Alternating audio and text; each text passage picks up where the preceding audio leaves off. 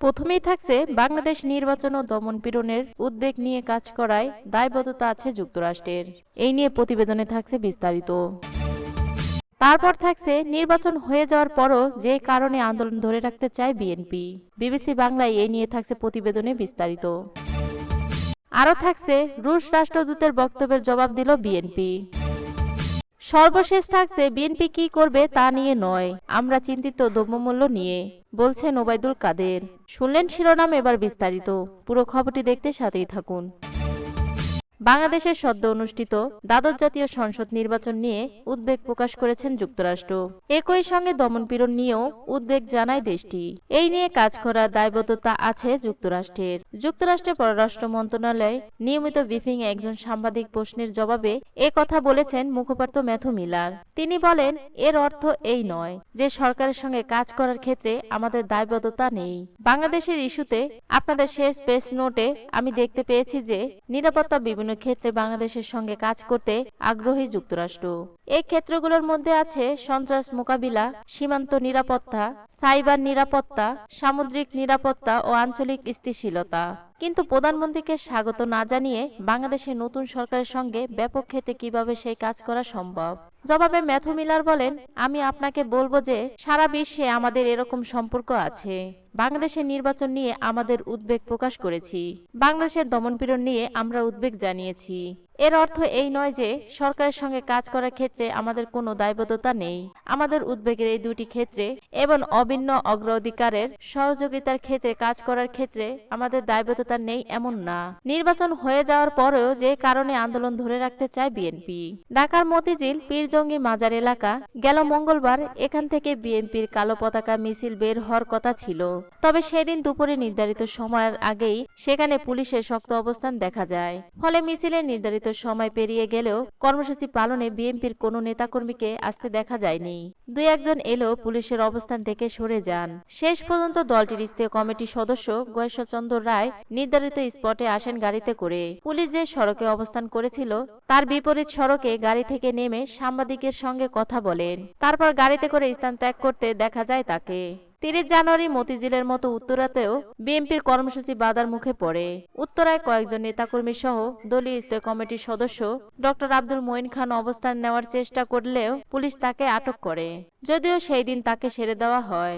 এভাবে সেই দিন কোথাও গ্রেপ্তার, কোথাও নিরাপত্তা জোরদার করে ঢাকার যেসব স্থান বিএনপির কর্মসূচি নির্ধারিত ছিল সেগুলোতে নেতাকর্মীদের জড়ো হতে দেয়নি আইনশৃঙ্খলা রক্ষাকারী বাহিনী। যদিও বিচ্ছিন্নভাবে কোথাও কোথাও জটিকা মিছিল করেছেন দলটির নেতাকর্মীরা। এছাড়া ঢাকার বাইরে বিভিন্ন জেলায় কর্মসূচি পালন করতে দেখা গেছে বিএনপিকে। আইন শৃঙ্খলা রক্ষাকারী বাহিনীর বাধার মুখে বিশেষত ঢাকায় বিএনপি নেতাকর্মীদের দাঁড়াতে না পারার আবারও দলটির সাংগঠনিক দুর্বলতাকে স্পষ্ট করেছে বলে অনেকে মনে করেন। কিন্তু একদিকে দাবি আদায় না হওয়া, অন্যদিকে নির্বাচন হয়ে যাওয়ার পরেও আন্দোলন ধরে রেখে কি অর্জন করতে চাইছে বিএনপি? আর এই আন্দোলনে বিএনপি সহ সমমনা দল এবং বিএনপি বলিয়ে বাইরে থাকা ভোট বর্জনকারী দলগুলোই বা আগ্রহ কতটা আছে সেটা একটা বড় প্রশ্ন। নির্বাচন হয়ে যাওয়ার পর বিএনপি কি এখনো নিরাশ? দ্বাদশ জাতীয় সংসদ নির্বাচনের পর 2 সপ্তাহের বেশি সময় নতুন কোনো কর্মসূচি পালন করেননি বিএনপি। দলটির নেতাকর্মীরা পরিস্থিতি পর্যবেক্ষণ করছেন। নির্বাচন নিয়ে আমেরিকা, ব্রিটেনের মতো দেশগুলো প্রশ্ন তুললেও সেটা দৃষ্টান্ত আওয়ামী লীগ সরকারের জন্য নতুন কোনো চাপ তৈরি করতে পারেনি। বিএনপি এ সময় কোনো কর্মসূচি দেয়নি। তবে শেষ পর্যন্ত গেল 7 দিনে 3 দফা কালো পতাকা মিছিলের মতো কর্মসূচি পালন করেছে বিএনপি। যদিও এসব মিছিল সমাবেশ আগের মতো নেতাকর্মীদের উপস্থিতি সেভাবে দেখা যায়নি। বিশেষ করে ঢাকা কর্মসূচি নিয়ে সর্বশেষ দলটি দাঁড়াতে না পারা নিয়ে প্রশ্ন তুলেছেন অনেকেই। যদিও বিএনপির কর্মসূচিতে ঢাকায় কি হয়েছে সেটাকে খুব একটা গুরুত্ব দিতে চান না দলটির কেন্দ্রীয় নেতা বিএনপি চেয়ারপারসনের উপদেষ্টা জয়নুল আবেদিন ফারুক। তিনি বলেন, দলের মধ্যে হতাশা নিরাশ নেই। ঢাকায় 2-1টি স্থানে আইন শৃঙ্খলা রক্ষাকারী বাহিনীর বাধা থাকলেও তার বাসায় বিএনপির কর্মসূচিতে আটকে রাখা যায়নি। তিনি বিবিসিকে বলেন, আমরা এই সপ্তাহে যে সব কর্মসূচি পালন করেছি 2-1টা জায়গা ছাড়া কোথাও পুলিশের বাধা কাজ করেনি। হাজার হাজার নেতাকর্মী বিভিন্ন জেলা কর্মসূচিতে অংশগ্রহণ করেছে। একটাতেই প্রমাণ করে বিএনপি এখন নিরাশ নয়, আমরা উজ্জীবিত আছি। মাসব্যাপী আন্দোলন চলবে। কিন্তু বাধার মুখে ঢাকা সহ যেসব স্থানে বিএনপির কর্মসূচি পালন করতে পারেনি সেটা দলটির সাংগঠনিক দুর্বলতাকে স্পষ্ট করেছে কি না এমন প্রশ্ন জয়নাল আবেদিন ফারুক দাবি করেন।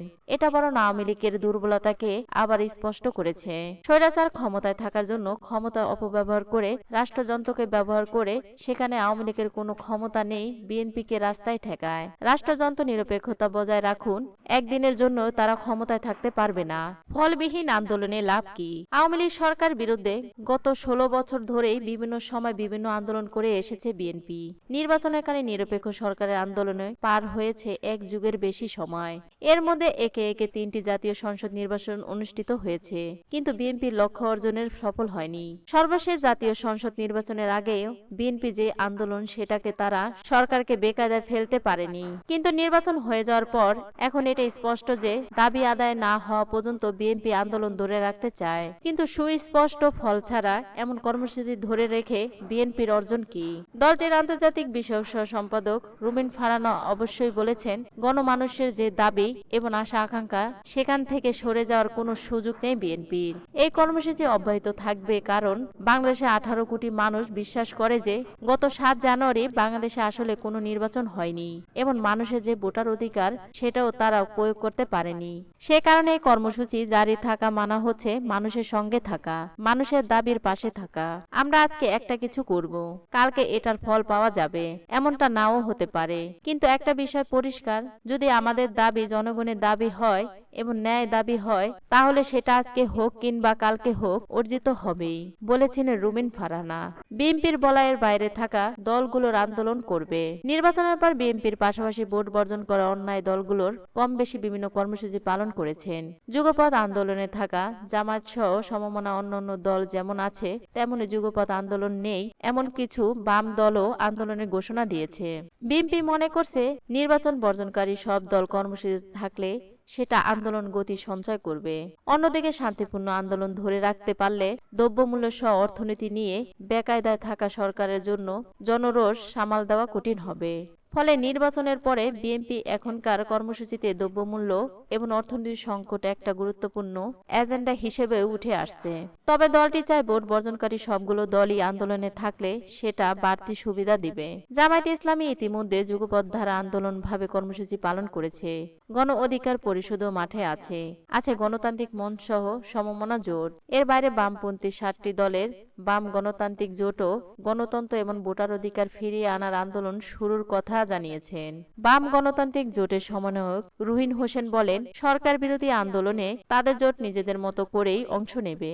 আমরা বলেছি যে চলমান দুঃশাসন এবং একক কৃতিত্ববাদী শাসনের অবসানের জন্য যার যার অবস্থান থেকে দলগুলো রাজপথে নামুক। কেউ ডানপন্থী অবস্থান থেকে করবে, কেউ বামপন্থী অবস্থান থেকে করবে।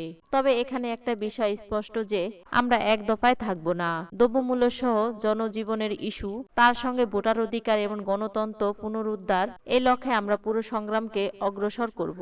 নিউজটি সম্পূর্ণ দেখার জন্য ধন্যবাদ।